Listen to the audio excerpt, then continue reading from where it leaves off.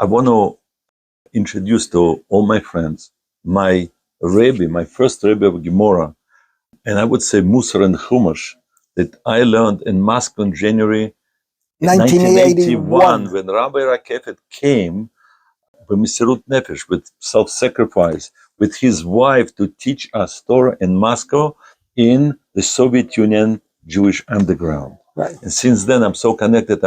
I'm so grateful to the Rebbe for supporting Russian Jewry, Soviet Jewry. And there are Sforim, there are books that the Rebbe wrote.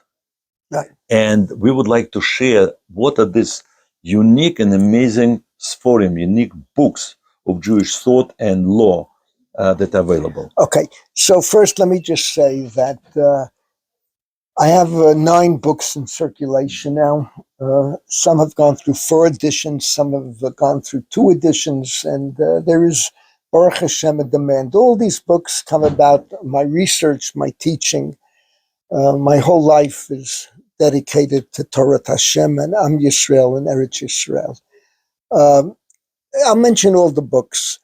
The original is Bernard Revel, Builder of American Jewish Orthodoxy, the Silver Era, Rabbi Eliezer Silva and His Generation. Then I have 2 volumes on the Rav, Rabbi Joseph B. Soloveitchik. I'm trying to think if there's any more to the title, but you can see the world of the Rav, something like that. 2 volumes. They've been reprinted many, many times. And the 5th book is From Washington Avenue to Washington Street, which I consider my most important volume. It's a scholarly memoir. The first 2 books are available from the OU. I believe that From Washington's available from the OU. The books on the Rav are available from KTAV. Now, in addition, I've published many scholarly articles, and they are all included in the 4 volumes of Rakafot Aharon. The first 2 volumes came out originally about 25 years ago, and my student, Gedalia Friedenberg, just republished them because people are asking for them. What you have in them is some of my postdoctoral research, which Baruch Hashem, has been, I would say, what I have in those 4 volumes has been cited and recited by scholarly publications 1,000 times over. You have, for instance, the attempt to merge the Yeshiva and JTS, the Jewish Theological Seminary, in the mid-20s. That itself is a very fascinating scholarly article with all the sources, and you'll see that the whole history of American Torah would have been different except for one problem: what to do with Mordechai Kaplan. I have there my work that's been published and republished many times and acknowledged many times on the Cleves Get, which is very fascinating. A person who is schizophrenic, can he give a get when he appears normal, even though at times he's abnormal? And that's a true story that really happened 200 plus years ago. It's fascinating work. I have there my postdoctoral research on the Ridbaz, who was Rabbi Yaakov David Ben Zev Volovsky, known as the Ridbaz, who's an example of a great Rav who came to America and fell flat in his face, ran away to Israel, where he became the Rav of Tzvat. And I actually won a prize for that postdoctoral research on the Ridbaz. You have also surveys of Rav Moshe Feinstein and the Sridei Eish and Rav Yitzchak Isaac Halevi Herzog. The president of Israel, Chaim Herzog, at the time called me to thank me for doing that piece on his father. I was very moved because I do it out of scholarship, and here Chaim Herzog appreciated what I did about his father. And we had quite a few interactions afterwards as well.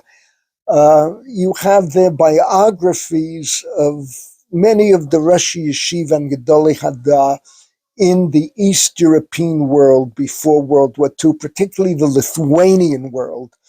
The Judaica Encyclopedia cites many of these articles as accurate sources for their articles. And there's a lot more. It carries, it's the people interested in halacha and hashkafa, in Torah history, in the Torah world, a real world. There's a world of material there. Volume 3 is already a much heavier volume in the sense it is entirely devoted to a few years of Sheyurim I gave in Gruss Kollel on being mater and aguna, being mater and mamza, and anyone interested in that topic who wants the real halachic background, that's where you're going to find it, aguna and mamze rut.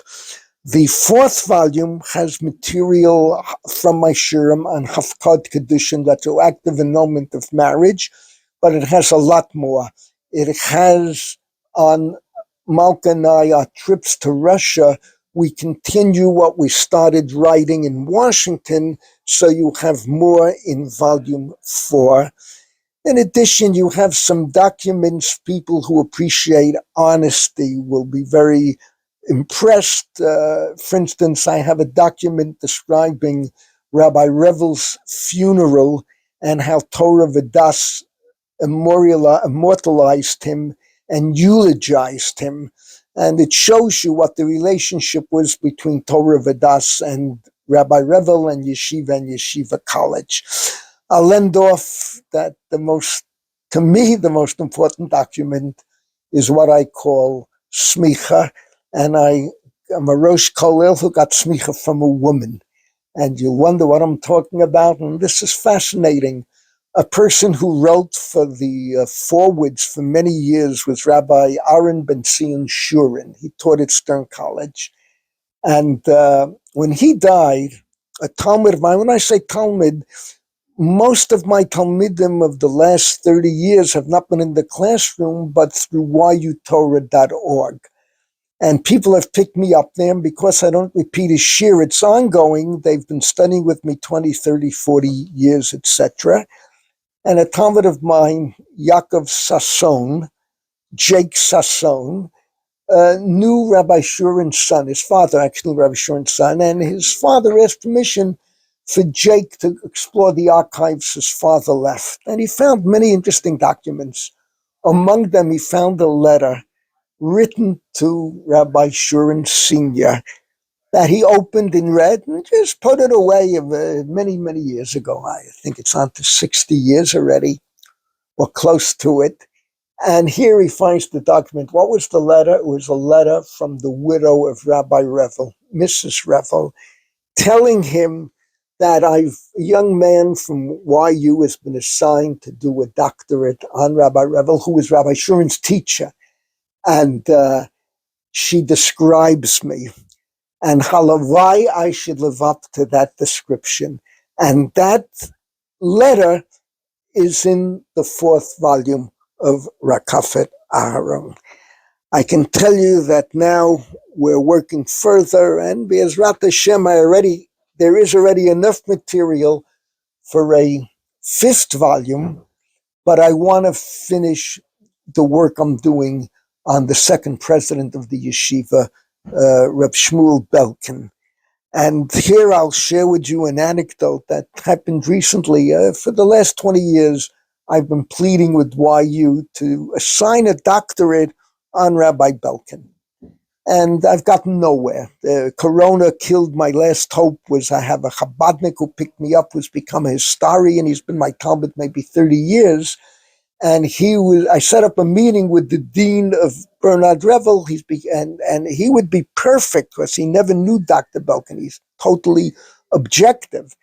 And Corona killed it. The week before the meeting, they closed down Bernard Revel Graduate School. The meeting never took place.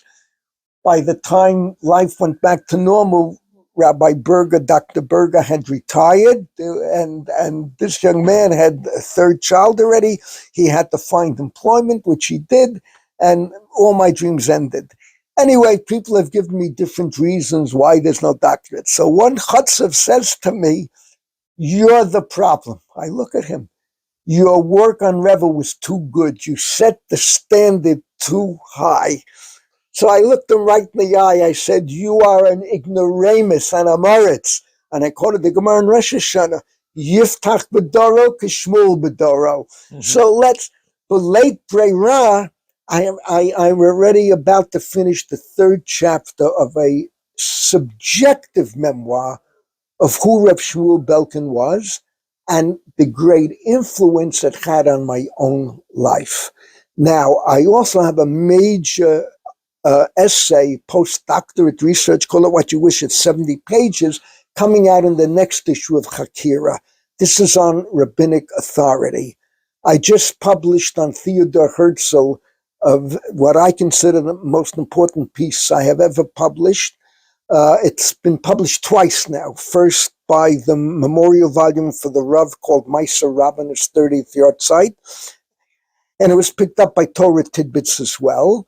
So I have more than enough material, but I want to finish Reb Shmuel Belkin, and then God should spare us Rakeffet Tiferet. So anyone interested, the first 4 volumes of Rakeffet Aharon are available.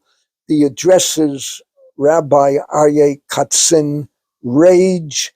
But the truth is, the best way to connect is either Rabbi Katzin, KTAV at gmail.com, or Rakeffetbooks at gmail.com. Whatever. Rakeffetbooks right. at gmail.com. Either one, please contact me. But I just wanted to thank you for the shir that I learned right now from you. Oh. And it was about history of Hasidus and Litvish. And that was a lesson truly of Avas Yisrael, of loving Jews.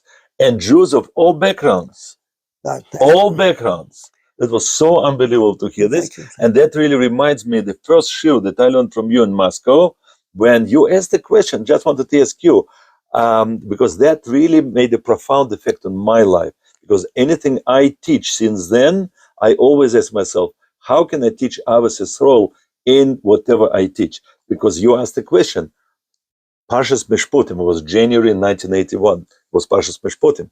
Why does Torah begin teaching us Mishpotim from Eved Ivri, like most irrelevant, like there's no slavery? Like, what do you teach? What did you say to us then? Torah, and the way we treat an Eved, the way we treat a slave, that's reflective of who we are as human beings. I'll give you a modern example. I had a dear friend, Rabbi Roy Albert, Zeichet Tzadik Levrach. He was the photographer of the Rav. I was the first one to publish his pictures. And he taught me, when you sit in a restaurant, watch the way people treat the waitress. Watch the way they interact with her.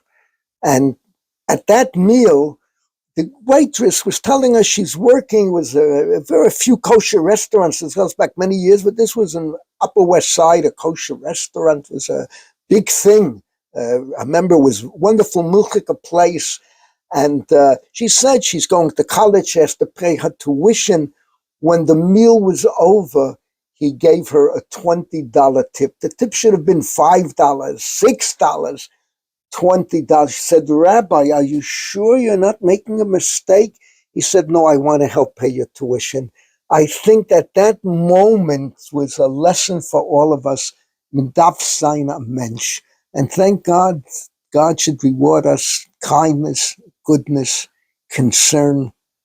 Once you're on that level, then already the kashrut becomes different, the Shabbat becomes different, the Tarat Mishpacha becomes different. And all right, I'm an old man already. Today I began my 64th year of teaching Torah. I was a young man. While I'm teaching, I'm a young man, no two ways about it. But I hope that people will say about me nothing else except he was a mensch. And taught others to be a mensch. Halavai. He was a mensch. He is, and for many years, we want to continue learning from you and be inspired by your words. And it should be contagious. It is so contagious. It is so contagious. Okay. Thank you so much. Okay. Baruch Hashem, Baruch Hashem.